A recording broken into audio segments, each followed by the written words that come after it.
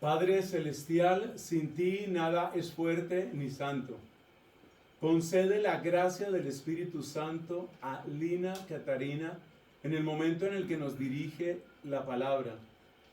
Que sea palabra tuya, que sea palabra viva y eficaz, que llegue a nuestros corazones, que nos enseñe tus caminos, que infunda el don de la esperanza. Gracias por este momento. Danos oídos de discípulos y dale a ella la palabra que sea grata ante tus ojos, ante tus oídos, ante tu corazón. Nos unimos a la oración de Jesús. Padre nuestro que estás en el cielo, santificado sea tu nombre. Venga a nosotros tu reino. Hágase tu voluntad en la tierra como en el cielo. Danos hoy nuestro pan de cada día. Perdona nuestras ofensas, como también nosotros perdonamos a los que nos ofenden. No nos dejes caer en la tentación y líbranos del mal. Entonces tomamos asiento, por favor. Después del recorrido que hemos hecho en este retiro y de hablar hoy temprano en la mañana sobre conversión, queremos invitarlos a hablar de la vida nueva en Cristo, porque la conversión es para eso, para tener una vida nueva. Y tal vez el texto que mejor nos ayuda a introducirnos en esto está en 2 de Corintios capítulo 5 versículo 17. Si alguno está en Cristo, es una nueva criatura. Lo viejo ha pasado, ha llegado lo nuevo. Y de aquí vamos entonces a basarnos para entender cuál es el fundamento de esa vida nueva. Hay novedad. ¿Qué significa eso? Que la situación que hemos venido arrastrando tiene cambio. Y muchas veces, quiero decirles, el cambio no solamente se da en la situación misma, sino en la forma en que nosotros vivimos, sentimos y actuamos frente a esa situación. Miremos un poco más en detalle este versículo. La primera parte en la que Pablo nos habla dice, si alguno está en Cristo. Y la voy a resaltar acá, porque ¿qué es lo que Pablo nos está diciendo a través de este versículo? Nos está hablando de que el llamado es para todos, pero no todos aceptan. No todos dan el paso de la conversión. Es decir, si alguno está en Cristo implica haber creído en Él. Haber creído en Él es que Él es la propuesta del Padre para que la relación nuestra se restaure completamente con Dios. No existe otro camino. Cristo no es un camino más para llegar a Dios. Cristo es el único camino. Haber creído en Él significa no entrar en una relación que se comporta como el supermercado, ¿verdad? Como la ida al supermercado, la compra que se hace. Escojo solo lo que me sirve, lo que me gusta o lo que por ahora me alcanza. Haber creído en Él significa entonces recibirle en una propuesta completa. Por eso dice el Evangelio de Juan en el capítulo 1, a los que lo recibieron, a los que creyeron en Él, Dios les dio el poder de llegar a ser hijos de Dios. Esa es la fuerza de creer en Cristo, hijos en el Hijo. Es decir, no es una frase suelta. Detrás de creer en Él, detrás de recibirlo, de acogerlo, hay una promesa gigantesca, hijos de Dios. Eso no lo tiene ninguna religión. En ninguna religión Dios se ha hecho carne para redimir, para ayudar, para levantar al que está caído. En algunas religiones de Oriente Dios se encarna para venir como un guerrero poderoso por su pueblo y a pelear y a matar gente. En el cristianismo Dios se hace carne, débil como nosotros, con dolor, con sentir, con tristeza, con llanto, con alegría, con esperanza, para ayudarnos a levantar, a haber creído en Él. Si alguno está en Cristo, es decir, el que dio el paso, implica esto: haber sido reconciliado con el Padre por medio de su sacrificio. Y esto significa que la acogida de Cristo implica también recibir su pasión, su crucifixión, su muerte, su resurrección y su ascensión. El camino completo por el cual todo el pecado, todo aquello que nos la tiene ganada, todo aquello a lo que le abrimos camino y que nos destruye, todo eso queda derrotado en la cruz. Y ese es el camino que también nosotros estamos llamados a seguir. Nos parece terrible, la cruz, qué difícil. Eso de la cruz, eso es como muy doloroso, eso como ya tengo suficientes problemas. Pero resulta que en ese camino que Cristo abrió la ruta, también nosotros tenemos el auxilio de Él. Y así como Él, inclusive en la última cena, le decía a sus discípulos que oraba por ellos para que tuvieran una alegría perfecta, en medio de la última cena, consciente de lo que venía, y Él hablaba de la alegría perfecta.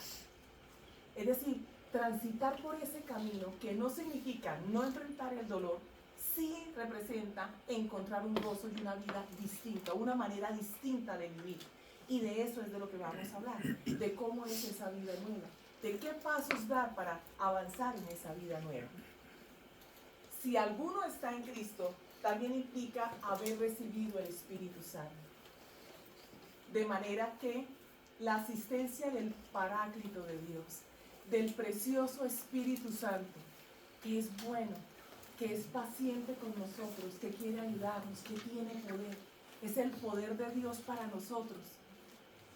El Espíritu Santo, es el que nos ayuda justamente a hacer el recorrido, el mismo que Cristo hizo. Él es el que está para ayudarnos. Si alguno dice, quiero creerte, Cristo, y te quiero creer completo. Si alguno dice, el Padre Celestial existe.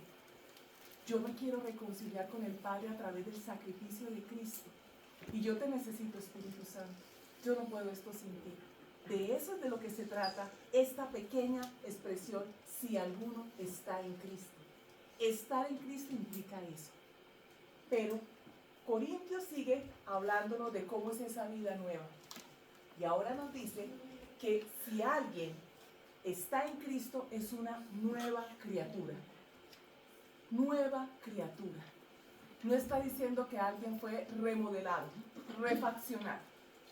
Lo que nos está diciendo, inclusive el término nueva criatura, en el griego original, lo que se traduce aquí como criatura, hace referencia a una creación completamente nueva. Porque cuando yo digo la criatura, esta criatura quizás lo estoy tomando como un sustantivo y me refiero a un ser. No, aquí estamos hablando de una renovación completa. De hecho, hablamos totalmente de que no somos una mejora, sino una regeneración, una nueva generación. Somos una nueva persona, espiritualmente somos nuevos. Y por eso es que el Señor nos propone que con la gracia del Espíritu Santo, con la ayuda del Espíritu Santo, nosotros podamos esa renovación, esa nueva creación que se hizo en nuestro espíritu, podamos traerla al resto de nuestro ser, a nuestra inteligencia, a nuestras emociones, a nuestra memoria, a nuestro cuerpo inclusive.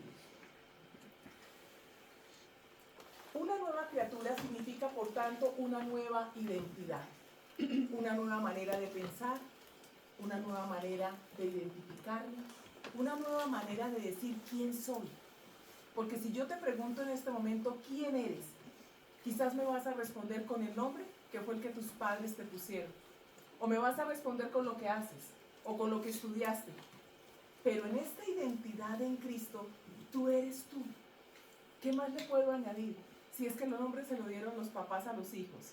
El estudio tú lo escogiste y a veces no lo escogiste, fue lo que se pudo o lo que tocó en el momento. Todo eso pasa, ¿cierto? Lo que yo hago ahora quizás no fue ni siquiera para lo que me preparé. Terminé haciendo algo que hoy no era lo que yo había pensado que iba a hacer. La naturaleza, esa naturaleza de hijos, esa renovación, hijos con derechos. Yo quiero que entendamos esto. Tal vez desde un ejemplo muy sencillo. Yo puedo tener una mascota a la que quiero mucho. Tengo un perro o tengo un gato en mi casa. Y yo me he encontrado con personas que quieren a los perros como si fueran familia, ¿cierto? Me lo decía una compañera, una amiga en estos días que tiene un bebé de aproximadamente 6 meses. Y su adoración era su perro, antes.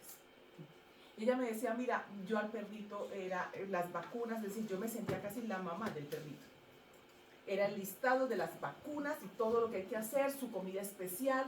Yo lo controlaba, lo sentaba conmigo en la sala. Muchas veces veíamos televisión juntos, en fin, ¿no? Pero ella queda embarazada y nace su hijo, que de hecho nació un poquito prematuro. Inclusive el hecho de que el bebé fuera prematuro permitió que se sintiera como más abocada a coger el niño y a ver cómo lo sacaba adelante, y la preocupación de la salud del niño en ese momento. Me dice, hoy entiendo completamente la diferencia, porque por este hijo yo realmente doy la vida. Hoy he podido entender esa diferencia, me dice ella. Ahora yo quiero que nosotros nos ubiquemos del otro lado.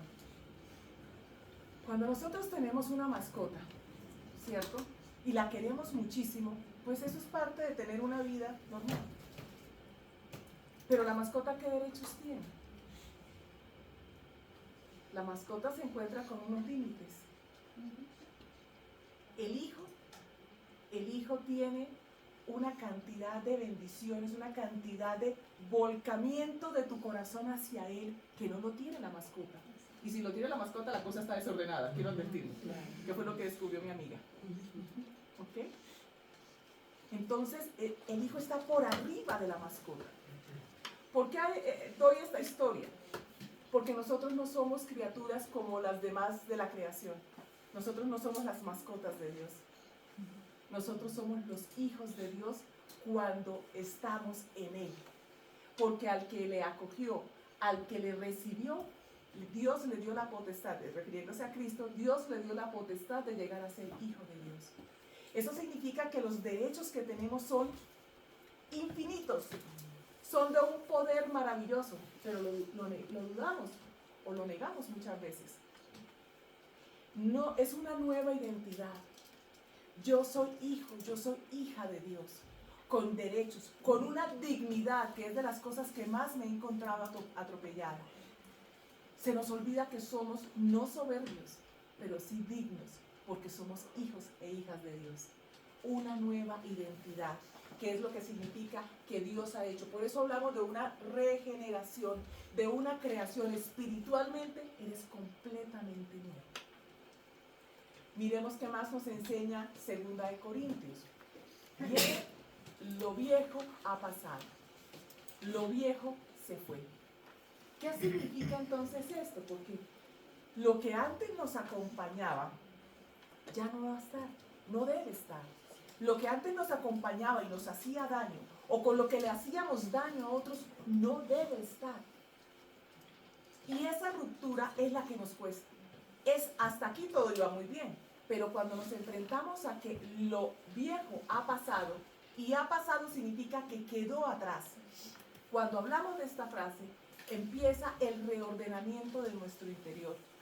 Nuestras prioridades, la manera en que pensamos, la manera en que hablamos, la manera en que actuamos, lo que sentimos. Dios empieza a poner un orden distinto en nuestra vida. De manera que lo viejo ha pasado implica que el dominio del pecado sobre mí ya no está, pero yo debo trabajar en él. Yo tengo ya la victoria declarada. Por eso decimos que Cristo venció el pecado en la cruz. Pero Cristo necesita que tú te apropies de esta identidad, porque no te va a salvar sin ti. No va a hacer el trabajo sin ti. No va a ser imponiéndote sin que tú sepas cuál es esa nueva identidad.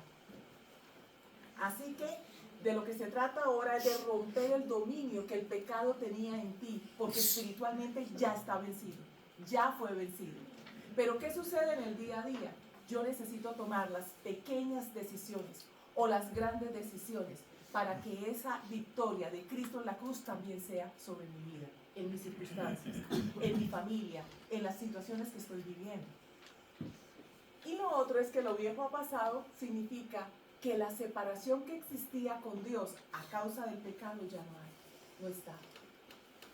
Dios nos quiere cerca. Cuando aceptamos a Cristo, cuando nos disponemos para caminar, y yo quiero decirles esto, que escuchen esto. Cuando nos disponemos, ya el Señor ha dado todo para que nosotros podamos estar cerca de Él. quiero aquí apartarme brevemente hacia un pasaje que me ha llamado siempre la atención profundamente. En un momento de crisis, el profeta Daniel le clama a Dios por una respuesta y él ofrece un ayuno. Daniel ayuna durante 40 días y la respuesta no llegaba. Ustedes saben que el número 40 en la Biblia implica transformación, cambio. En el día 40 del ayuno de Daniel aparece un ángel y el ángel le da la respuesta a la oración de esos 40 días. Yo me pregunto cuántos de nosotros habríamos resistido un ayuno de cuántos días por una respuesta. ¿Sí? Pero Daniel perseveró. Lo que a mí me llama la atención, mis hermanos, en este pasaje, es que el ángel le dice a Daniel, Daniel, desde el momento en el que tú hiciste la petición, yo salí con la respuesta del cielo. Pero el príncipe de Persia, es decir, un demonio asignado a ese territorio, no me permitía pasar. Tuve que llamar a Miguel, refiriéndose al arcángel Miguel, para que abriera camino. Lo que me llama la atención aquí es, desde el momento en el que tú hiciste la oración, yo salí con tu respuesta del cielo. Desde el momento en el que nosotros volvemos el corazón a Dios, Él dispone todo para que esta separación ya no exista. Pero nosotros avanzamos, retrocedemos, le hacemos el quite. Mientras no perseveremos, difícilmente, realmente imposible es que logremos la transformación interior que se requiere, la que Cristo quiere trabajar en nosotros, la que el Espíritu Santo nos ayuda a trabajar. Esto es de lo que hablamos cuando hacemos referencia entonces a lo viejo ha pasado. Y el pasaje de Segunda de Corintios finaliza con la expresión ha llegado lo nuevo. ¿Qué es lo nuevo? De eso es de lo que vamos a hablar hoy. Ha llegado lo nuevo implica que existe un nuevo propósito, una nueva perspectiva y una nueva conducta. Hay un objetivo adicional que pasa a ser cabeza en nuestras decisiones. Un nuevo propósito, una nueva perspectiva y una nueva conducta. ¿Cuál es ese propósito? Bien, el propósito es participar de la naturaleza divina y sustraerse a la corrupción de este mundo. Lo repito, el propósito, el objetivo que ahora viene a comandar nuestra vida es el de participar de la naturaleza divina. Dios quiere transformarnos de tal manera, ayudarnos a crecer en santidad para que estemos cerca de Él, porque sin santidad nadie verá al Señor. No podemos pensar que manteniendo el comportamiento, que con que nada cambie en nuestra vida, nosotros vamos a tener acceso a todas las bendiciones de Dios y sobre todo a la mayor de ellas, la cercanía y la relación con Dios. Pero no solamente se trata de participar de la naturaleza divina, sino además de sustraerse de la corrupción de este mundo. Hay un pasaje en el libro de Isaías que se lee normalmente en el tiempo de Adviento. Ese pasaje también me ha generado mucha reflexión, porque habla del niño y aplica también para nuestros hijos.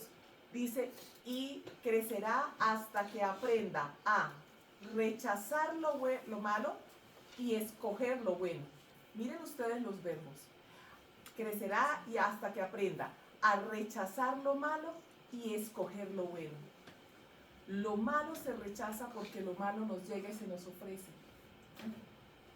Lo malo llega ofreciéndose a nuestras vidas. Esa es una de las formas. También se instala sutilmente, pero con mucha frecuencia llega ofreciéndose. Llega ofreciéndose en la murmuración y en el comentario en el que me motivan a participar en ese chisme, o en la bebeta, o en la salida desordenada, o en la burla, en el bullying hacia el otro, o en el consumir productos, información, películas, videos, el participar en chats donde no deberíamos estar, por ejemplo. Todo eso se ofrece. Lo puedo vincular, si quieres lo meto en el chat, eso es fácil, venga, yo tengo. El mal se ofrece, mis hermanos. Esa es una de sus estrategias. No la única, pero esa es una. Y crecer en esta vida nueva implica entonces aprender a rechazarlo. Esto no es de Dios, esto no es de esa vida nueva, esta no es la identidad a la que Él me está llamando. Pero no solamente se trata de tomar la habilidad, de ganar la habilidad, de ganar con la gracia, todo es con la gracia de Dios. Sin Él nada podemos, sin mí nada podéis hacer, dice el Señor en el capítulo 15 del Evangelio de San Juan. No solamente es rechazar lo malo, también es aprender a escoger lo bueno. ¿Y cómo aprende uno a escoger lo bueno? Bueno, vamos a hablar de eso más tarde. ¿Cómo escoge uno lo bueno si está tan amañado en lo malo? Bien, pero vamos a hablar de eso más adelante. Lo otro de lo que hablamos entonces de lo nuevo que Él trae, lo viejo ha pasado, lo nuevo ha llegado, es que entramos en una relación con Dios Padre. En el capítulo 17 de San Juan está este versículo. Esta es la vida eterna, que te conozcan a ti, el único Dios verdadero, y a tu enviado Jesucristo. En el capítulo 17 de Juan está Jesús haciendo lo que es el fundamento de nuestra oración sacerdotal. Es la oración que Él hace con sus discípulos en la última cena. Y Él empieza orando al Padre. En esa oración que Él hace al Padre por Él mismo, miren esta expresión. Le dice al Padre: esta es la vida eterna, que te conozcan a ti, el único Dios verdadero, y a tu enviado Jesucristo. Léela de nuevo, por favor, y mira lo que te está diciendo. Conocer al Padre, y solamente es posible conocerlo por Cristo. Conocer al Padre. ¿Cómo nos relacionamos con Dios Padre? Si es que en muchas iglesias, porque como no tenemos una imagen, nos cuesta trabajo, ¿verdad? Entonces, ¿cómo aparece Dios Padre? Como un viejito. Como un viejito. Para mostrarlo tal vez como el ascendente, como Padre de Cristo, ¿cierto? Ok. Pero al Padre lo podemos conocer en todo lo que Cristo nos ha revelado. Pero nosotros tenemos a veces dificultades para relacionarnos con Dios Padre, porque hemos tenido una mala relación con nuestro papá biológico.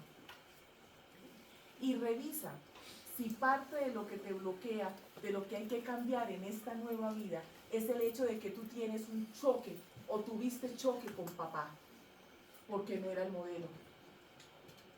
Porque con sus actos te enseñó que cuál papá bueno puede haber. ¿Cuál papá? Si era que llegaba y le pegaba a mi mamá. ¿Cuál? Si viera los escándalos que nos armaba cuando se emborrachaba. Si viera la cantidad de mujeres con las que le fue infiel a mi mamá. Si viera cómo era de mi chicato, de tacaño con nosotros. Si viera que nos echaba en cara cada cosa que nos daba. Cuando no tenemos una buena relación con papá biológico, nos cuesta trabajo relacionarnos con Dios Padre, y de ahí la necesidad de la sanación de la relación con papá y de la relación con mamá también, porque opera en esa vida también. Cuando el choque es con mamá, la dificultad está para relacionarse con la Virgen María. Y quiero comentarles que eso lo vivimos en familia espiritual con mucha frecuencia. Las personas que tienen dificultad en relacionamiento con sus papás, con mucha frecuencia se acercan más fácilmente a Fray Nelson, porque hay un vacío, hay una necesidad. Cuando hay vacío de mamá, con más frecuencia tienden a acercarse a mí. O cuando hay choque con mamá. Hay algunos que no se acercan a ninguno. Pasa de todo en la vida, ¿ok? Lo importante es que se acerquen a Cristo. En cualquier caso, lo importante es que la cercanía sea con Cristo. ¿Por qué me detengo en este punto?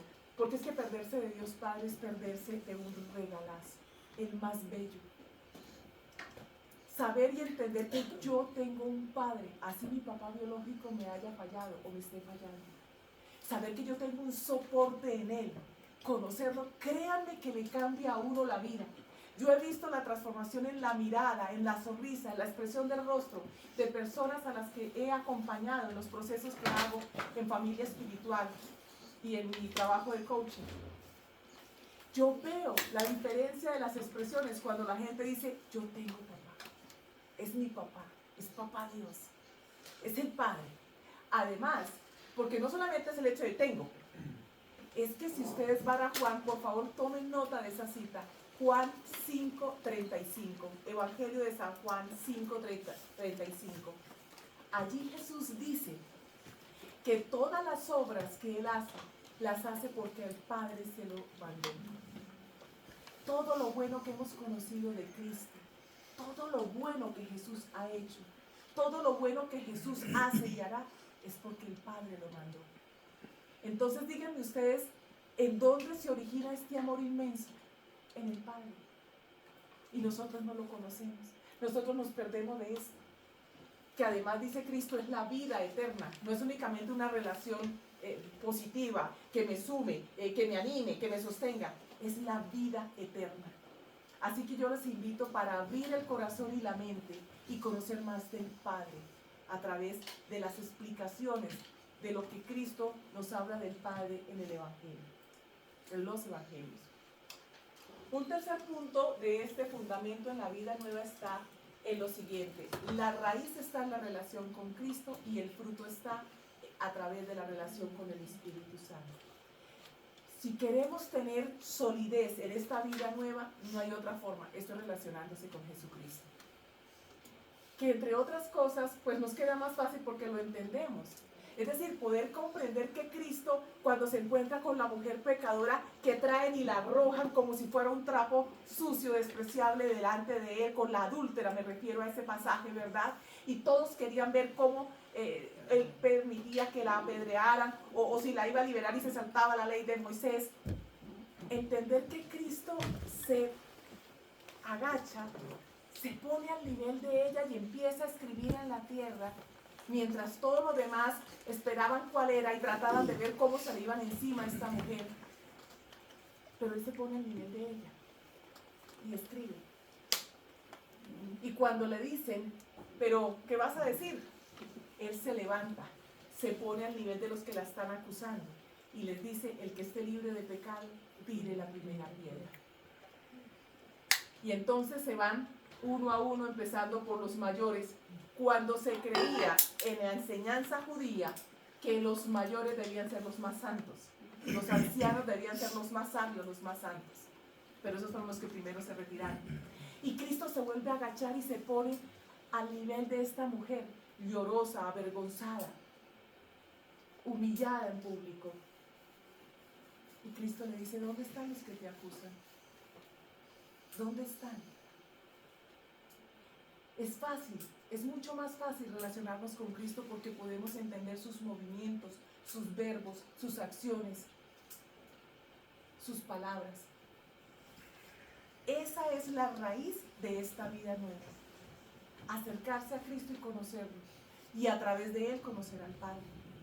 Y eso va a traer la presencia del Espíritu Santo y los frutos que son virtudes: el gozo, la paciencia, la benignidad, la creatividad. Porque es que además a mí me da un poco de pesar, me da tristeza cuando uno pregunta a las personas por el Espíritu Santo y la gente dice: siempre lo llamaba para los exámenes porque mi mamá me decía: pídale al Espíritu Santo para que le vaya bien. ¿Sí? Esa es la relación que hemos tenido con el Espíritu Santo. Y el Espíritu Santo es el que nos tiene dones infinitos, frutos infinitos de la relación, pero en los dones, en las virtudes, que son las que nos ayudan a crecer: paciencia, fortaleza, templanza, regalos del Espíritu Santo para poder avanzar en este camino. Creo que hemos entendido entonces de este pasaje lo que Pablo nos quería comunicar en esta sencillísima explicación, ¿verdad? En esta ocasión. ¿Qué sucede entonces? Yo sé que ahí no se alcanza a ver, entonces vamos a hacer como una visión general y luego hacemos un zoom. Porque uno dice: sí, todo eso es muy bonito, pero ajá, ¿cómo? ¿Por dónde entro? Si es que usted no se imagina el problema que yo tengo. Usted no sabe el lío que yo tengo. Es que lo mío es irreversible. Es que lo mío, y sí, lo mío es irreversible, pero no es irredimible. Ten presente eso, porque Cristo lo redimió todo. No importa la situación que tienes, no importa la circunstancia que estás viviendo, Cristo redimió nuestras vidas. Cristo nos llama a esta vida y a esta regeneración en todo. Tranquilos que yo les puedo pasar esta imagen para que tengan, y además porque la vamos a revisar.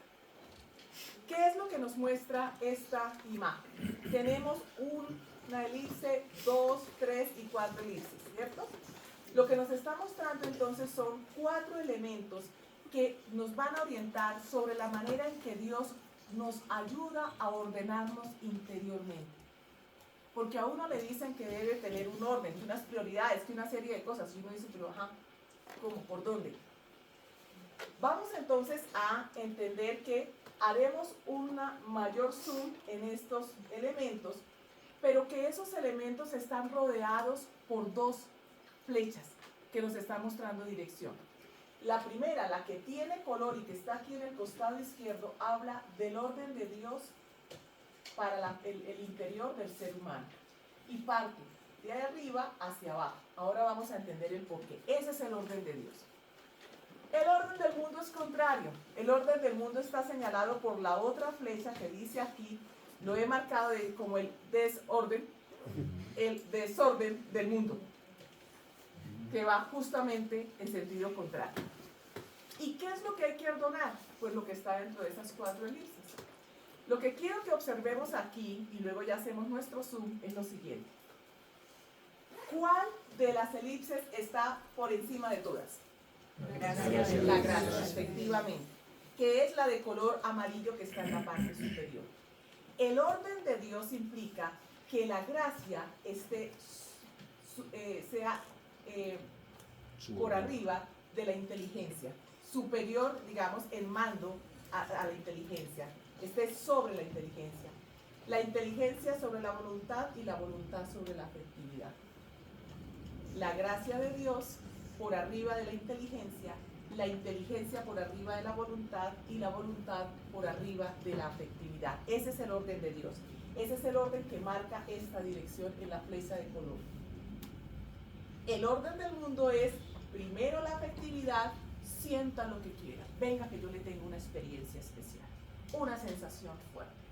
Venga que yo le voy a decir lo que es realmente bueno. ¿Cierto? Venga y pruebe. Primero la afectividad, luego la voluntad, bajo el esquema de haga lo que se le dé la voluntad. La voluntad, ¿ok? La voluntad. Haga lo que quiera, muévase. O sea, usted se manda. Ya es grandecito, ya es suficiente. O sea, no se deje mandar. O sea, ¿por qué? ¿A cuenta de que obediencia? No, mi hijo, eso era del siglo pasado. Usted se quedó en la Edad Media. Y el mundo nos dice que la inteligencia piense como quiera, piense lo que quiera siempre que sea lo que yo le mando. Créanme que libertad no hay en eso. Piense lo que quiera, pero siempre que sea dentro de lo que yo autorizo. Ahí se mueve el mundo. Y gracia de Dios, que es nuestra elipse amarilla, ¿eso qué es? Eso se quedó en el siglo pasado, eso se quedó en la Edad Media. ¿Usted todavía cree en eso? No puede ser tan ignorante. Eso se queda para, y inclusive tiene sectores específicos de la población o de la ciudad. El barrio tal, el sector tal, eso es alrededor del santuario del Divino Niño. Que funciona, que la gente cree en eso. O eso es en los pueblos, o eso es, ¿me explico? Inclusive en unos términos despectivos. Ese es el orden del mundo. O más bien el desorden que el mundo quiere implementar con nosotros. Pero entonces, ¿cómo es ese orden? Vamos a tratar de entenderlo un poco mejor. ¿Qué es la gracia de Dios? La gracia no es el video que Fray Nelson manda todas las mañanas. Se llama así, pero no es lo único. ¿Okay? La gracia es esto: el favor, la ayuda, la disponibilidad de Dios. Es que miren, ¿cómo hacemos para que cabeza y corazón entiendan que Dios es bueno? Bueno, realmente bueno. Dios quiere nuestro bien y Él quiere ayudarnos.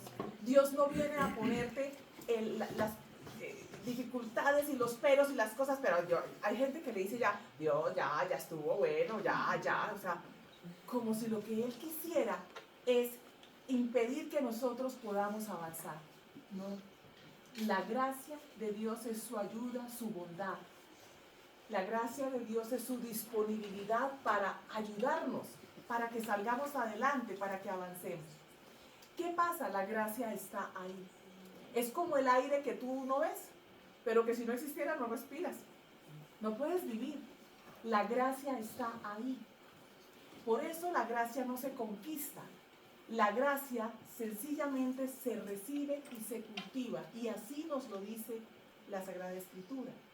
La gracia se recibe. Y hay aguaceros de gracia. Hay momentos en los que esa gracia es todavía más abundante. Por ejemplo, por una oración. Cuando nosotros nos perdemos la Eucaristía, cuando nosotros nos perdemos de momentos específicos de oración, de clamores, de rogativas puntuales, estamos colocándonos un impermeable frente a esa lluvia de gracia que hay. ¿Y cuál es el impermeable que nos colocamos? Pensamientos que dicen, esto es carreta. No, eso, los curas son iguales de pecadores que todos nosotros, y estas viejas rezanderas, yo las he visto ahí chismeando en el atrio de la iglesia, ninguno se salva. Solo, ahí yo tengo mi relación con Dios y yo no mato a nadie, yo no soy un santo, pero yo sí creo en Dios y yo voy tranquilito y voy bien, o voy tranquilita y voy bien. Esos son los impermeables que bloquean la gracia. Y la gracia está ahí, mis hermanos, disponible para nosotros, anhelante, porque Dios tiene un corazón como el del padre de la parábola del hijo pródigo, que desde el segundo piso se asomaba a ver si venía. Cuando vio, su padre lo vio de lejos que venía. Así es el corazón de Dios Padre, así es la gracia de Dios esperándonos. Miren ustedes la cita que he colocado aquí. Todos han pecado y están lejos de la presencia gloriosa de Dios, pero Dios en su bondad y gratuitamente los hace justos mediante la liberación que realizó Cristo Jesús. Estamos hablando de Romanos 3, del 23 al 24. Todos hemos pecado, o sea, aquí ninguno es buenecito, ni más o menos bueno. Todos somos pecadores. Catalina, de hecho, decía, me refiero a Catalina de Siena, imagínense ustedes esto, que nuestras palabras debían utilizarse para dos cosas, para evangelizar y para llevar la inmundicia de nuestros pecados al confesionario. Ella lo hablaba de esa manera, la inmundicia, porque nosotros guardamos muchas situaciones que justamente son las que necesitamos y queremos entregarle al Señor. Muchas veces no podemos, pero existe esto, existe la gracia, nos cuesta. Yo no soy capaz de dejar este vicio, no soy capaz de dejar esa mujer, no soy capaz de dejar ese hombre, no soy capaz de dejar estos pensamientos, no soy capaz de dejar esta costumbre, este hábito. Pero la gracia está, la gracia está. ¿Qué es lo que sucede? Que el orden aquel del que hablamos no está establecido en nosotros. Primero la gracia. Y la gracia se recibe y se cultiva. ¿Cómo se cultiva? Con la oración, con la Eucaristía, con los sacramentos. Con la oración, con los sacramentos y con la Eucaristía. Así que si esos tres elementos, oración, sacramentos y Eucaristía, no están en tu vida, si tu hogar no está bendecido por el sacramento del matrimonio, si tus hijos no tienen el sacramento del bautismo, si tú no tienes y no buscas el sacramento de la penitencia, dime tú cómo quieres que esa gracia que está ahí para ayudarte, te ayude. Si no conocemos de la Eucaristía, si no sabemos por qué vamos a misa, si no entendemos o no nos hemos preocupado por entender por qué la gente se levanta, se sienta, por qué se responde, o sea, por qué, ¿cómo es todo esto que se da en la Santa Misa? Si no tengo tiempo de adoración con el Santísimo, ¿cómo quiero que mi ser pueda abrirse a esa gracia? La gracia está, pero necesitamos abrir el corazón. Y abrir el corazón y la mente es cultivar la gracia, porque está ahí, se recibe, no se gana, pero es necesario cultivarla. Partiendo de la gracia, vamos entonces a entender lo que viene, que es la inteligencia. Y la inteligencia tiene que ver con conocer. Aquí no estamos hablando del que sea más pillo, del que primero responda a problemas, del que hable más organizadamente, del que tenga inteligencia kinestésica o interpersonal, intrapersonal. No, aquí estamos hablando de la capacidad que Dios nos dio para conocer. Y para conocer y entender particularmente la verdad, porque vivimos llenos de mentiras. Llenos de mentiras de que yo esto lo controlo, llenos de mentiras de que, pues, ¿cuál es el problema si yo esto lo hago en privado? ¿Cuál es el problema si yo esto lo hago en mi casa? ¿Cuál es el problema si yo no le hago daño a nadie? ¿Cuál es el problema? Es mi cuerpo, es mi salud, es mi vida, yo tengo derecho. Es mi tiempo, es mi plata. Es que vivimos llenos de mentiras, porque no sabemos quiénes somos. Así que la inteligencia es la capacidad para conocer y entender la verdad, ir más allá de los sentidos y poder razonar, deducir para conocer a Dios. La inteligencia nos ayuda entonces a también avanzar en los discernimientos que tenemos que hacer en la vida. ¿A qué me refiero? A que yo a veces encuentro personas que están esperando como señales, ¿no? Entonces, si hoy llueve, pero no me salpica ningún carro en la calle, entonces yo creo que la decisión va a ser que sí acepto ese trabajo. Hay personas, o sea, y estoy colocando un caso que casi es caricaturesco, pero he encontrado personas así. Y he encontrado personas que esperan a ver cómo en las señales, ¿no? Entonces están muy atentos a las señales externas, a ver si el gorrión canta, ¿cierto? Si el gato se estira 3 veces, o si mi jefe habla o no habla hoy. O sea, en una cantidad de situaciones que no hablan de utilizar, de no tener cultivada, de no haber educado, de no haber sanado y educado nuestra inteligencia. Y en este punto voy a ser reiterativa en esta charla. ¿Por qué? Porque la inteligencia se sana y se educa para conocer a Dios. No significa eso que tú no puedas utilizar la inteligencia para tu profesión, para tu trabajo, para proyectar tus negocios, para revisar cómo vas a organizar tu casa, tu familia, lo que hay que hacer. Claro que sí, pero la inteligencia no fue dada solamente para eso. Recuerden que el fundamento es la relación con Cristo y que la vida eterna es conocer al Padre Celestial. La inteligencia se educa entonces con aquello que tú ingresas en la mente para discernir y entender la verdad. Pero si el discernimiento lo vas a hacer a punta de señales externas, a ver dónde, qué hay, ¿sí? Entonces no me conviene. No me conviene porque como si estuviéramos leyendo, no sé, una carta astral, una cosa de ese tipo. Pero no orando, no viendo la Eucaristía, no revisando qué es lo que ya la iglesia nos ha enseñado sobre aquellos caminos en los que necesito tomar una decisión, por ejemplo. Esta inteligencia, ¿cierto? ¿Para qué la alimentamos? Para discernir y entender qué es la verdad, dónde están las mentiras.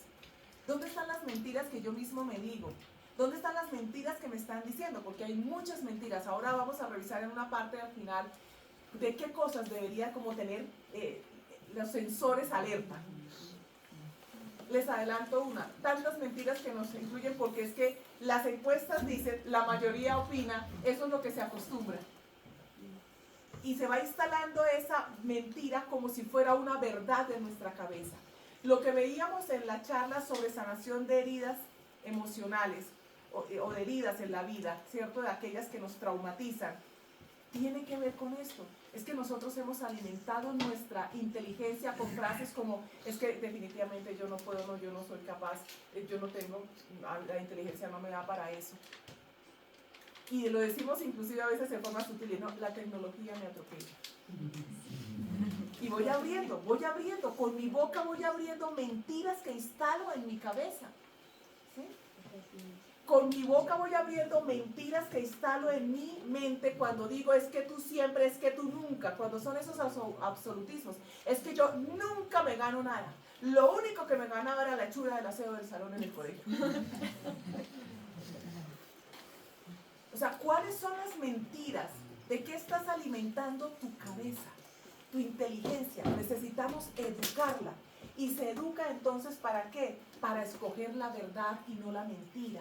Para escoger el bien y no el mal, para acoger la belleza y rechazar la fealdad. Pero si ustedes se dan cuenta que esto que pareciera aquí como tan lógico, está siendo trabajado en nuestros jóvenes. Miren ustedes cuáles son los modelos de belleza que imponen los dibujos animados, cuáles son los modelos de operación, de trabajo, de comportamiento, de actitud que enseñan las series. Y nosotros abrimos la ventana, si no la puerta de nuestra mente, nos sentamos a mirar una serie y todo lo que venga, entre. sin ninguna capacidad de discernimiento. Las conversaciones que tenemos, los chats que miramos, las páginas de internet que navegamos. ¿De qué estamos nutriendo nuestra inteligencia? Porque además también de ello recibiremos juicio. No se le va a exigir igual a una persona que ha tenido acceso a conocer más de Dios que a alguien que está en un pueblo perdido en la selva con limitación para conocer más de Dios. En la medida en que recibimos, también seremos exigidos. Y yo creo que todos los que estamos aquí hemos recibido mucho y tenemos muchas posibilidades de cultivar la inteligencia para no seguir actuando como necios. Porque aquí aplica un proverbio fuerte, muy fuerte, pero está en la Biblia. Cuando no alimentamos nuestra inteligencia, aplica el proverbio que dice: el perro vuelve al vómito y el necio a su necedad. Y así nos comportamos. Y nos justificamos. Ay, es que yo no soy capaz, es que yo no puedo. Nos llenamos de más mentiras que refuerzan esa inteligencia débil, flaca. ¿De qué llenas tu inteligencia? Para vivir. ¿De qué? Y esa inteligencia, por muy formada que esté, necesita estar sujeta a la gracia de Dios. Recuerden el orden: la gracia de Dios, la inteligencia. Porque la inteligencia entonces es la que me puede llevar, no solamente porque la alimente, es la que me lleva, si está sujeta a la gracia, a escoger la verdad, el bien y la belleza, atributos propios de Dios. Pero la inteligencia, además, me ayuda, si la fortalezco, a manejar el resto del orden interior que necesito tener.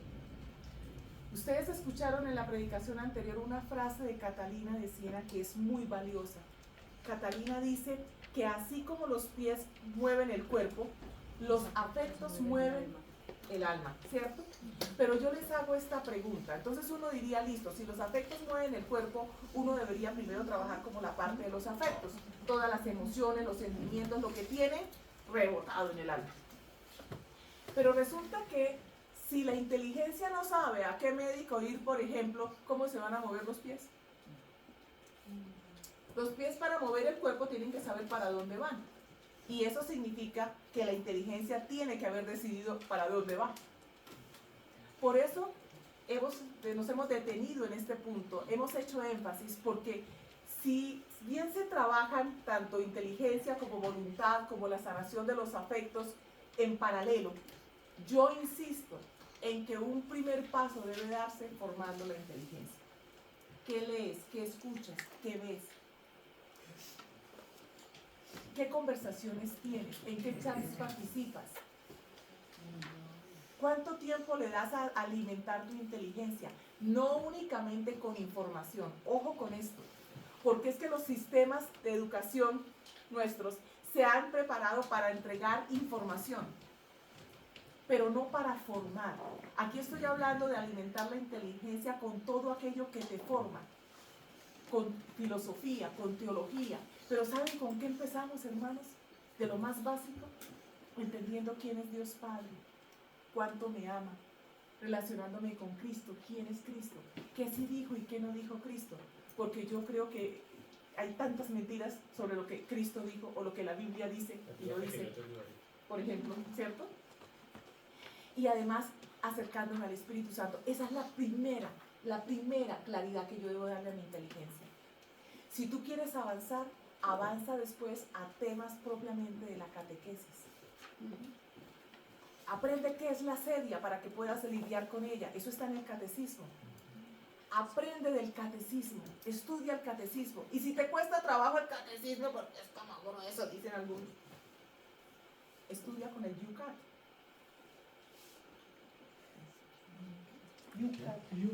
UCAT, que es el catecismo, una versión del catecismo que la iglesia sacó cuando estuvo la Jornada Mundial de la Juventud en España.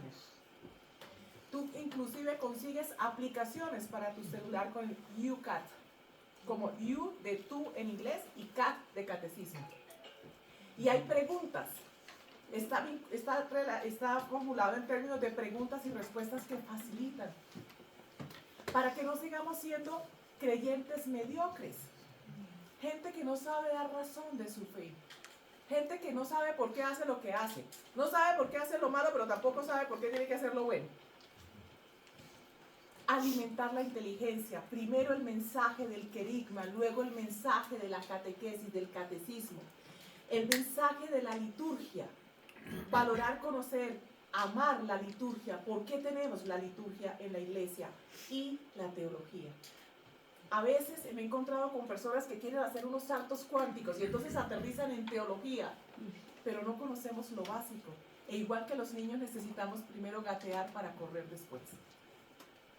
Alimentar la inteligencia, entonces, pero siempre sujeta a la gracia, porque no es únicamente tener información, sino tener verdadera formación, aquello que nos nutre para ser distintos. Pasemos ahora al tema de la voluntad. La voluntad es la potencia interior que nos orienta a amar y elegir según la recta razón. Amar cuando no soy amado.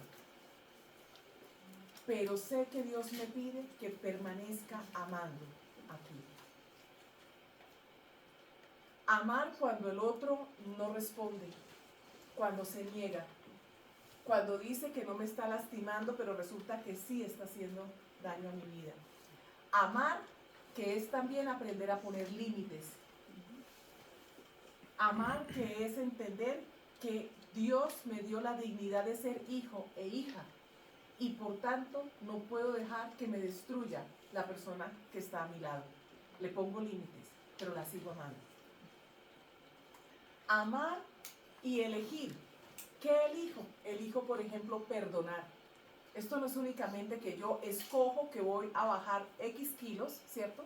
Y entonces tengo la voluntad, la fuerza de voluntad para, sí, es bueno porque es por mi cuerpo. Y entonces yo voy al gimnasio. Aquí estamos hablando del gimnasio del alma. Aquí estamos hablando de la voluntad para decir, yo me dispongo y acepto que necesito ayuda porque no puedo con esto. La bebeta me la tiene ganada, la droga me la tiene ganada, el consumo del sexo, la masturbación exagerada, exacerbada y además en cualquier forma me la tiene ganada. Yo necesito ayuda, voluntad para levantar la mano, para eso se necesita voluntad. Voluntad para decir, no soy capaz de quitarme este odio, este resentimiento. Voluntad para decir, no me quito estos pensamientos de deseo impuros que están en mi mente. Voluntad para elegir pedir ayuda. Voluntad para elegir voy a la misa. Porque cuando a uno se le acaba la motivación, le queda la responsabilidad. No es únicamente cuando yo quiero, o como sí, tengo ganas, o no me nace. Es que no me nace. No me nace. Y es que tengo unos problemas, ¿cierto? Porque no, es que mira la tos que tiene el perrito. No puedo ir a misa, no, es fuerte. Ya le compré un jarabe, pero no le funcionó. Voluntad para amar y elegir. ¿Voluntad para qué? Para acercarme, exacto, amar y elegir. Pero voluntad que está sujeta a la inteligencia. Es decir, según lo que conozco, yo elijo. El problema es que como no conocemos, sino que nos movemos, ¿sí? Al ritmo de lo que sentimos únicamente, terminamos aplicando una voluntad a lo que no nos sirve, a lo que no nos funciona. Por eso hay que formar la inteligencia, ordenarla, educarla, evangelizar la inteligencia, porque así es más fácil mover la voluntad. Esa voluntad se forma, se educa a partir de posponer la gratificación inmediata. Eso de que quiero en este momento, comer. Y entonces no soy capaz de decir hasta aquí, sino que avanzo y avanzo y avanzo. La gratificación inmediata de estallar y gritarle a todo el mundo, y es que yo le voy a cantar la verdad en la cara porque vas a ver con quién se metió. Y que me va a aprender a respetar. Es famosa la historia de San Francisco de Asís, de cómo había un monje que realmente era difícil. Y los demás frailes venían y le daban quejas a Francisco, y San Francisco no le llamaba la atención. Hasta que pasado un tiempo él le llama la atención al padre y los otros reaccionan y dicen, padre, ¿por qué ahora sí le llamaste la atención? Y San Francisco le responde, porque ahora puedo hacerlo con amor. Hay que tener una diferencia muy clara entre cuando tú estás poniendo orden y trayendo verdades y cuando te estás desquitando. Son cosas totalmente distintas. Y muchas veces ni siquiera te estás desquitando de lo que la persona ha hecho, sino de lo que otra persona te hizo. Entonces, ¿de qué estamos hablando? De aprender a posponer la gratificación inmediata. ¿Cómo la iglesia nos ayuda con eso? A través del ayuno, de la penitencia, de la abstinencia. Yo voy educando mi ser interior con estos elementos para no reaccionar de esa manera explosiva, para no irme desmedidamente en lo que quiero tener, consumir, beber, disfrutar. Moderación. Y esto nos ayuda. Aquí está el precioso Espíritu Santo para ayudarnos a crecer en las virtudes de la templanza y de la fortaleza. Porque yo he decidido seguir a Cristo a pesar de que se burlan de mí. Eso es amar y elegir. Yo sigo seguir a Cristo a pesar de que no me entienden, de que me rechazan, de que me hacen bullying. Yo decido amar y elegir a pesar de que no me responden. No solamente puede ser que no se burlen, es que no me responden. Y entonces yo te pregunto, ¿en qué te está pidiendo Cristo ahora amar y elegir? Amar a Cristo y elegir. Recuerden ustedes que ese elegir es entonces yo elijo rechazar el mal y elijo traer el bien a mi vida. ¿Cuál es el mal que el Señor quiere que tú rechaces y el bien que te está pidiendo que aceptes traer? La voluntad nos ayuda en ello, pero necesitamos supeditarla, sujetarla ¿a qué? A la inteligencia. Y la inteligencia siempre sujeta a la gracia. Vámonos al último de los componentes de nuestro esquema, que tiene que ver con la afectividad.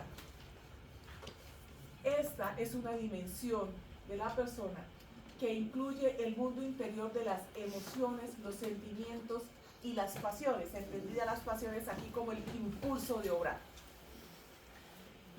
Dios nos dio la afectividad para añadirle colorido y energía a la vida. Miren, las emociones, incluida la ira, pero una ira ordenada. Las emociones pueden ser ordenadas o desordenadas. Una ira ordenada es parte de lo que Dios nos ha dado. ¿Cuándo la ira está ordenada?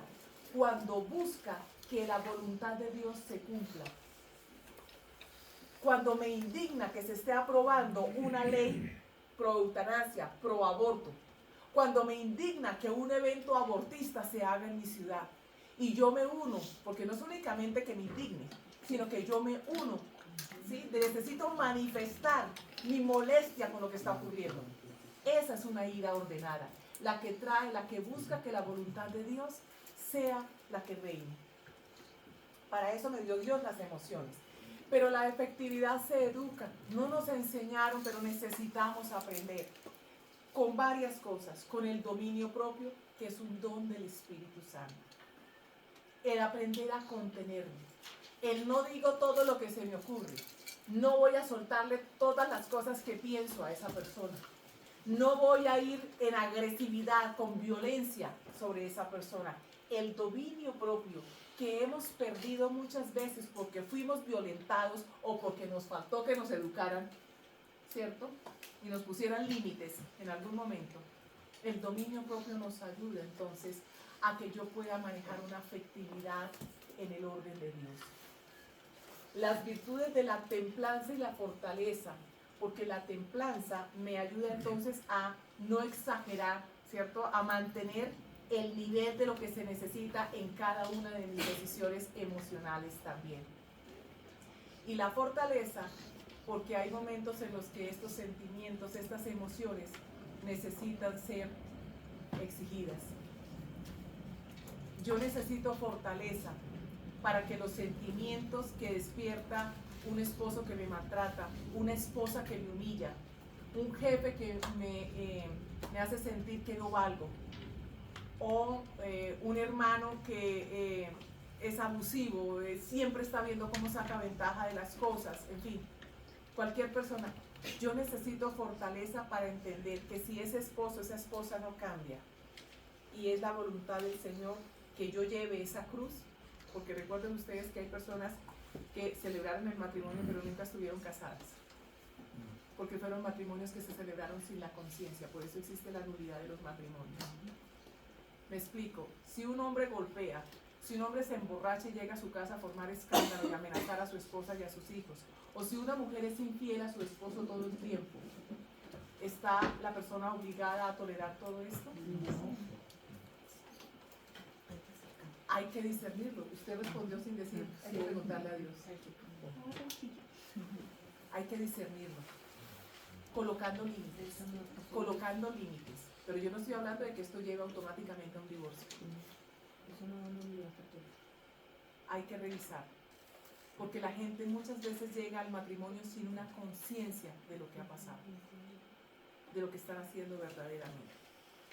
¿Por qué entonces estoy hablando aquí de la fortaleza? Porque es que hay momentos mujeres, hay momentos hombres en los que sí, delante del Señor, esa es la persona. Usted necesita fuerza, fuerza en el corazón, fuerza en el alma para llevar esa cruz. Aprendiendo a llevarla en Cristo. Y no únicamente desechando a la persona. Usted necesita discernir profundamente. Esa no es una decisión que se toma a la ligera. Hay un discernimiento profundo. Pero cuando se trata de un hijo, les pregunto, entonces, ¿qué? ¿Cómo lo sacamos del corazón? ¿Cómo lo sacamos de la vida? Se necesita entonces asumir esa cruz de un hijo adicto, de un hijo que anda en malos caminos, de un hijo que no quiere trabajar, no quiere estudiar, no quiere hacer nada. De un hijo que se hace daño y yo no sé cómo auxiliarlo. Y quizás yo he sido causa del daño que se está haciendo, pero ¿cómo manejo esto? Yo necesito la fuerza para que el mal no me venza, no me aplaste, no me diga que soy incapaz, no meta otra mentira en mi inteligencia de que él va a vencer. Yo necesito esa fuerza. Dominio propio, templanza y fortaleza son virtudes, son regalos del Espíritu Santo para nosotros. Y hablamos de educar el amor de transacción hacia el amor de gratuidad. Porque el amor de transacción todos estamos en él, todos. Es, usted se porta bien, yo me porto bien. ¿Sí? Sí. Líbrese de hacerlas que de pagarlas no se libra, decía mi abuelo. Líbrese de hacerlas que de pagarlas no se libra. ¿Ok? Es decir, usted la hace, yo se la cobro. Y así vivimos. Así el esposo le cobra a la esposa al esposo, el papá a los hijos, los compañeros de trabajo, los jefes. Pues la prueba es el Transmilenio. ¿Han recibido algunos de ustedes un empujón en el servicio público de Bogotá? No. Nunca. Nunca, ¿verdad? No. Pero yo he visto más de uno que lo devuelve. O sea, viene el empujón, ahí va. Existe y debe existir el amor de transacción. Yo te doy, tú me das. Y hay que entender cuando uno maneja relaciones, cuáles relaciones se configuran y se mueven a través de la transacción. Pero no es el único amor. El amor maduro, el amor profundo, el amor en Dios se va dando hacia el amor de gratuidad, pero eso se construye. Y el amor de gratuidad es el de Cristo en la cruz. Perdónalos porque no saben lo que hacen. Madre, ella es tu hijo, hijo, ella es tu madre. Entregándonos todo cuanto podía, hasta el agua y sangre que brotaron de su santísimo costado de amor. Todo. El amor de gratuidad es el que logra tener un esposo, normalmente al final de los años de matrimonio, porque no se buscó antes, acompañando a una esposa enferma, o al revés, atendiendo a un esposo que hoy está enfermo, pero que no fue tan buen esposo en los años anteriores.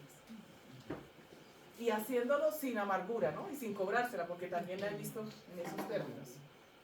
El amor de gratuidad no se logra sino por la presencia del Espíritu Santo reinando en el corazón, por la relación con Cristo y haber descubierto que Dios es mi Padre. De manera que volvemos entonces a esto, mis hermanos. Gracia de Dios.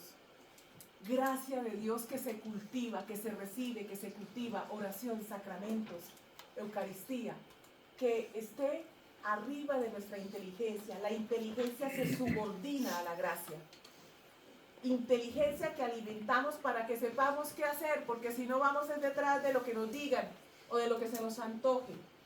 La manera de ordenar, que yo no puedo, que esta voluntad mía no, pues alimenta la gracia y empieza ayuno. Recuerda, posponer la gratificación, penitencia, abstinencia y voluntad que está por arriba de la afectividad. Esto nos da el orden de Dios para nosotros. El otro es el desorden del mundo. Siente lo que quieras, haz lo que quieras y piensa como quieras, siempre sea dentro de lo que yo te autorizo. Por eso ustedes se dan cuenta que esa flecha se queda corta, porque ni siquiera cubre toda la esfera de la inteligencia y nunca pretende, de hecho ataca todo lo que tiene que ver con la gracia de Dios. ¿En cuál orden quieres vivir? ¿En cuál quieres vivir? Tú escoges. Si sigues alimentando tu inteligencia con la basura con la que a veces la alimentamos. Hay un tercer punto que tiene que ver aquí con los medios sobrenaturales y las disciplinas, digamos, que nos ayudan en esto. Ya habíamos hablado de los sacramentos, de la oración y la lectura bíblica. Miren, gástese los pesitos, gástese el dinero que representa el librito que nos venden explicando las lecturas del día a día de la misa. Busquen, hay muchas versiones. Busquen esos libros. Busquen los medios además que están disponibles en internet. ¿Cuántos hay para apoyar la oración y la lectura bíblica? Muchísimos. Muchísimos. Yo voy a colocar en el video algunas de las páginas que podría recomendar para no extenderme ahora y se las voy a mencionar a ustedes cuando cerremos la conferencia. ¿Listo? También estamos hablando aquí de dirección espiritual y acompañamiento, buscar un buen sacerdote, buscar una buena orientación. No siempre es fácil. Los sacerdotes están demasiado ocupados y los laicos no nos formamos para ayudar. Los laicos somos especialistas en quejarnos, mis hermanos. Los laicos somos especialistas en criticar, pero no nos formamos para ayudar. Pero si usted consigue un sacerdote, si usted tiene una posibilidad de un buen acompañamiento que esté conforme a la doctrina de la Iglesia, fiel a la doctrina de la Iglesia, fiel al Vaticano, al Papa, en el orden de lo que nosotros sabemos que es lo que manda la Iglesia, pues entonces adelante, maravilloso. Cambio de vida radical. En el cambio de vida radical, ya lo hemos mencionado, es el tomar las decisiones de qué es lo que tengo que rechazar como mal y acoger como bien. Quiero hacer algunas menciones específicas en términos de vigilancia y penitencia, y sobre todo en términos de vigilancia. En este camino es importante estar atentos a los pensamientos que vienen. Ojo con los pensamientos que van a llegar, insisto, como moscas. ¿Qué hace uno con la mosca cuando se acerca a la comida? La espanta. Y la manera que yo conozco más fácil y más práctica y más efectiva de espantar esos malos pensamientos es con la palabra de Dios. Nosotros no sabemos, lamentablemente, de la Escritura. Los hermanos cristianos repiten muchas veces, lo digo porque durante 20 años fui protestante. Y María Santísima, en la advocación de Nuestra Señora de Fátima, me regresó a la Iglesia Católica. El testimonio está en mi canal de YouTube, ahí lo pueden ver. Muchas veces nosotros no tenemos la conciencia del poder de la Sagrada Escritura para ahuyentar, para apropiarnos de ella. Vigilancia alrededor de los pensamientos de desánimo o de desesperación frente a los pensamientos de duda o de soberbia. Esos 4 pensamientos hay que tenerlos muy presentes: desánimo, desesperación, duda o soberbia. Atención específica en esa vigilancia a todo aquello con lo cual yo hago compensaciones en mi vida. Consumismo, compras en exceso, cosas que no necesito porque me entusiasmé, bebidas porque es que yo tengo derecho con mis amigos. Yo tengo derecho con mis amigos, o sea, ¿cómo no voy a tomarme unos traguitos? ¿Sí? ¿Para qué trabajo? Si esa es mi plata, además. Todas esas excusas que nos solemos dar alrededor de apegos desordenados a lo material. Compras que no necesitamos. Eso es, miren, yo veo hogares destruidos por este tema. Búsqueda de la fama y el poder por encima de Dios. Que yo brille, que yo brille. el anhelo de llegar a ser. Entonces yo quiero, y además la tienen clarísima, ¿no? Este es el cargo que quiero, y eso no está mal, pero es el cómo quiero. Es decir, rindo lo que sea para llegar a ese cargo. Vigilancia en los sentidos y en la voluntad, por ejemplo, en la pereza espiritual. Vuelvo y repito, cuando se me acaba la motivación me queda la responsabilidad. Y yo tengo una responsabilidad delante de Dios que ha sido tan bueno conmigo, responderle.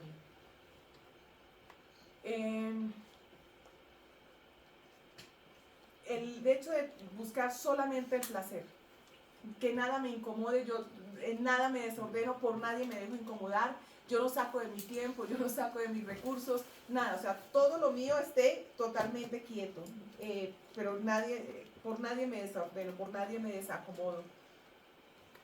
Creer, además, esta es otra amenaza, otra cosa que, porque en este camino yo ya empiezo a conocer algunas cosas, ¿verdad? Y hay una amenaza que es creer que la salvación se va a lograr por el conocimiento puro o por la inteligencia de ciertas doctrinas o secretos espirituales. ¿Cómo me parte el alma a mí ver a los bautizados que costaron la sangre de Cristo detrás de cosas secretas, o sea, ¿sí?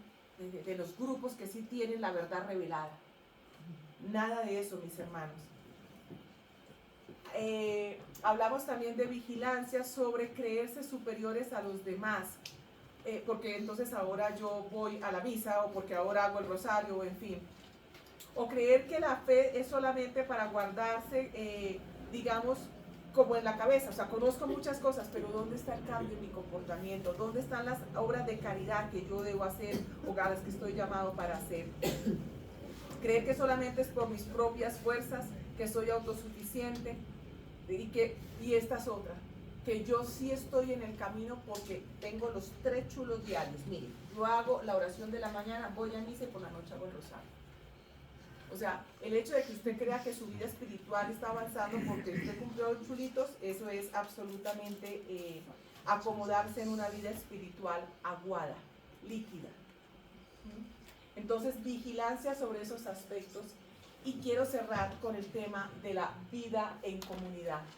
Miren, este es el versículo que habla de lo que vivimos en la iglesia cuando estamos en comunidades que son distintos de los grupos de oración. Una comunidad se distingue por esto de un grupo de oración. En Hechos 2:42 se comenta cómo era la comunidad de los primeros cristianos. Eran fieles en conservar la enseñanza de los apóstoles, en compartir lo que tenían, en reunirse a partir del pan y la oración. Si tú estás en una comunidad, asegúrate de que existe formación, conservar la enseñanza de los apóstoles, compartir lo que tenían, vida común, reunirse para partir el pan y la oración, está hablando de la Eucaristía. Y hay un cuarto elemento que vendría en el versículo 45 de este mismo capítulo de Hechos de los Apóstoles, que habla de cómo cada día el Señor añadía más personas a la comunidad porque su testimonio evangelizaba. Formación, alimentando la inteligencia. Compartir lo que se tiene, vida común, porque es ahí donde la voluntad y los afectos se van a sentir trabajados. Créanme que sí. Ustedes nos han visto trabajando y hay mucha fraternidad, bendito sea Cristo, pero aquí hay momentos de roce. Porque como dice otro proverbio, el hierro forma el hierro y el hombre forma al hombre. Y reunirse para partir el pan y la oración y evangelizar. Esos son los 4 elementos que debe tener una comunidad. Sin comunidad no se sobrevive. Sin comunidad tú te desanimas. Sin comunidad terminas equivocándote porque no hay quien te diga, oye, por ahí no es. Sin comunidad, la vida nueva en Cristo se hace imposible. Así que la invitación es a que permitamos que el Señor coloque este orden en nuestro interior y que además aceptemos los medios que Él ha establecido. Muy fuertemente hago énfasis en el tema de comunidad, con esos 4 componentes: formación, oración, vida común y evangelización. Que el Señor Dios nos ayude en esto. Que María Santísima, con su intercesión, como apoyó a los primeros cristianos, también nos ayude a nosotros. Y que nos motive a orar y a perseverar entendiendo lo que aún no entendemos, como ella lo hacía en su corazón. Gloria al Padre, al Hijo y al Espíritu Santo. Como era en un principio, ahora y siempre, por los siglos de los siglos. Amén.